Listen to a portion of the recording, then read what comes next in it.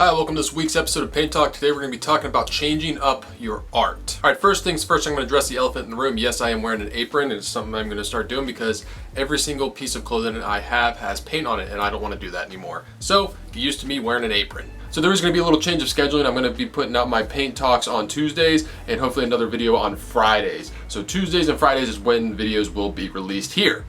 Alright, changing up your art. Now, when I talk about this, I realize that there's about like 3 levels that I'm going to be talking about. I always do 3 like this. I never did it like this. I feel like the people that do this are like kind of like, who does this? Why does anybody do this? People that do this are like kind of rubbing it in your face. Like, I got 3 reasons why. They always hold it up to their face. You know, it's never like, hey, 3 reasons. It's hey, 3 reasons. All right, the first level is just art in general and doing different forms of art. Just doing like a totally different form of art I've found has helped me a lot. For those of you that don't know, which probably a lot of you because I've never really talked about it on this channel, is that I write, act, and produce movies. I have made 2 feature-length films. Most recently, I made a short film called Will the Machine that went to a bunch of film festivals this past year and is online on YouTube. It's been up for a couple months and already has like over 1 million views, which is pretty crazy. But making films is something I've been doing for a very long time. I've been doing it since I was 11. I went to USC. I majored in acting, which I don't recommend, but very regularly. And for a good, 5 or 6 years, I feel like I was putting way more time into that than I was painting. Because I lived in Los Angeles from 2008 to just a few months ago, so all the way to 2019. The thing with filmmaking, writing and producing and getting this whole thing, it's like the exact opposite of painting. It's an art form, but it's the exact opposite. It's very long form. It can take years to make a movie, from writing to actually finish editing and release it. Also, a movie involves a lot of people, and half of it is just picking the right people to do that aspect of the film. So it's the exact opposite of painting, which is great to have that balance, because when I make a film, it's very collaborative, it's very long form in terms of the process, whereas painting is very short form. It's just me. I make all the decisions.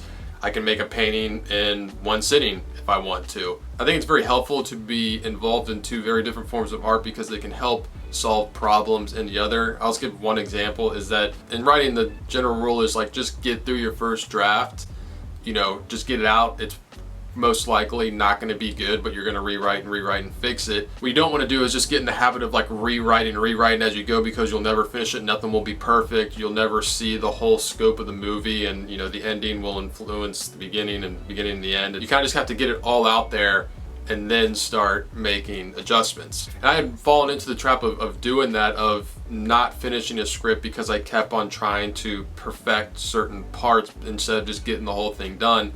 And that's very similar to doing a painting, because, and it's weird because I had no problem doing it with a painting. With painting, at least my process, like, I just want to get paint on the canvas quickly. It doesn't need to be right. It doesn't need to be perfect.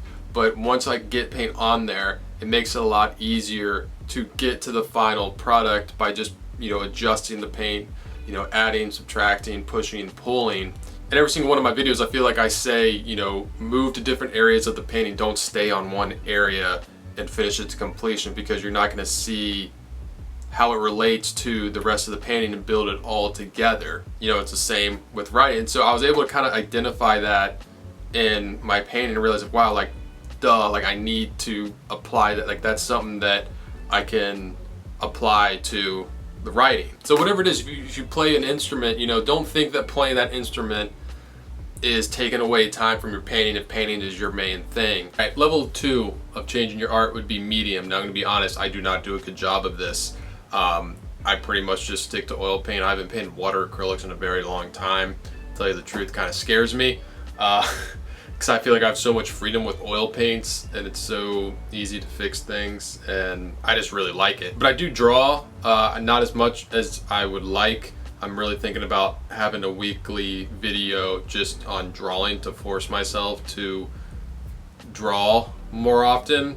It's probably the most common thing is drawing, which I recommend everybody do and make it a regular habit of drawing. I'll first just talk about drawing, which and just how important it is. I've talked about this in other videos, but no matter what you do, whether it's oils, acrylics, watercolors, like you need to know how to draw, and you can never be good enough at drawing. You can always get better, and it's such a important part of painting that it deserves a lot of time to be practiced. Because a lot of times what happened to me is that everybody kind of starts out drawing and then they'll move to other mediums, watercolor, acrylic, oils, and since they move on to something else, they think that it's a level up, and if they go back to drawing or they spend time drawing, it's doing a lesser medium. It's like, oh, I already did that, and I already kind of figured that out. Now I'm on to acrylic, and I'm on to oils, and it's not that at all. It's like they're connected, and you can't do one without the other. Like I was saying before about like the different process of like making a film in terms of painting, and one's really long, one's really short. A similar thing applies with drawing, is that it removes elements and makes it's like a even more simpler, streamlined version of painting. You get rid of the color, so you're focusing on value, and you can never be good enough at value. There's a saying that value does all the work, but color gets all the credit. So many times I've seen people and they say they like a painting because of the color, and it's really they like the value, and they like the placement of the values and the value relationships a lot. And drawing is all value. It's light and dark because that's all you have to work with.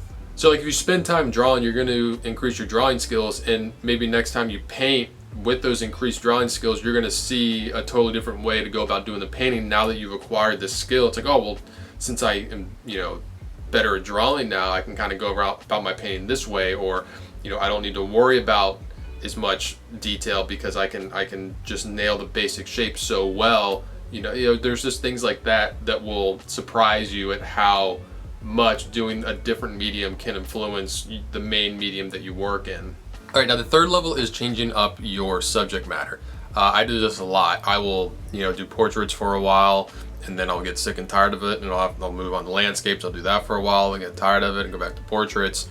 And I am amazed at how different my process is for each of those after I've done the other for a while. Like if I've done portraits, for like a few months, and I haven't really done many landscapes, when I get out there and do a landscape, I feel like I see it completely differently having done so many portraits. Painting's kind of like exercising in that certain subjects, I feel like exercise certain muscles more or less. So if you're doing, say, portraits for a while, you're working on a specific set of skills particular to portraits, and once you've leveled up your skills and lots of practice with portraits, now you have this acquired skill that you weren't really exercising that much when you were painting landscapes. Now when you go to paint landscapes, you have this like new acquired muscle to be able to tackle those landscapes with, and the same goes from landscapes to portraits. This isn't just landscapes, portraits, still lifes, whatever you're painting. Try not to get stuck into doing the same thing over and over. Like I see a lot of painters, they get known for paint a certain subject matter, and then that's all they paint, and they really don't progress or I feel like get any better. I feel like the best painters out there are the ones that are constantly changing it up. Even ones that are very well known for certain subject matter, like say like Brian Mark Taylor, like he's known, I feel like, specifically for landscapes. I don't feel like I've never even seen him do a portrait, but he still changes it up a lot. Like he was known for doing your traditional landscapes, but lately he's been doing this really good like sci-fi cityscapes. I mean, he had done cityscapes and landscapes before, but now he's doing these really cool sci-fi landscapes, skyscapes, cityscapes. And I've seen a tutorial of him painting these, and he's not even looking at anything. Like it's almost like the first half of the painting is as if he's painting an abstract painting. He's not thinking, like he has no idea what it's gonna be. He just starts by just painting in shapes in a good composition and design, just thinking all about composition and value and everything. And then as he goes, he kind of starts to figure out, what these big shapes could be. Like this could be, like a ship, or this could be, like a tower or something. And he starts adding these things. He's very well known for his landscapes and selling those, but he still pushes himself and tries to do different things. There's never been a time where I've done one subject for a while, then when I switched over to the other subject, I didn't have like a pretty big breakthrough in my painting and get past a plateau. It pretty much always happens when I change over subjects when I haven't changed in a while. So that one I highly recommend.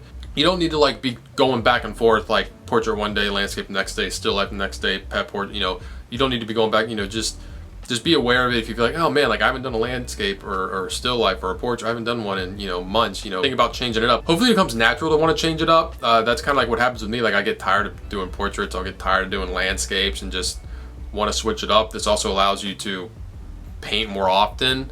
If you don't really feel like painting a certain subject, that shouldn't mean that you don't paint that day. You know, find something you want to paint no matter what it is. This also goes from what you paint from. Like if you paint from photos a lot, try to paint from real life. Try and paint from life. Whether you, I mean, grab an orange or an apple or something, just sit it on a table in front of you and paint it. You know, whatever it takes. It doesn't have to be a completed masterpiece that you're gonna sell, but try to paint from real life. For me, like all my portraits are done from photos just because I don't have the means to have a model come in and do that. And when I do commissions, people don't have the time or want to come in and pose for a portrait, and you know, it's fine. But pretty much all of my landscape painting I do on plein air, so I get that painting from life experience through that. Now, do I wish that I could paint portraits from life? Yes. Do I think I'd get a lot better? Yes. Do I think there's a lot to learn from painting from portraits from life opposed to photos? Yes. But the reality of the situation is it's not feasible right now. You know, hopefully in the future, you know, I get a proper studio and, you know, the means to bring in a model or go to a class that has a model. That would be great. That's the goal. But right now, all my painting from life is coming from plein air painting. So the name of the game is change up your painting any way you can. Do not forget to subscribe. Also, if you like this video, you'll probably like some of my other videos. I suggest this one right here, or possibly this one.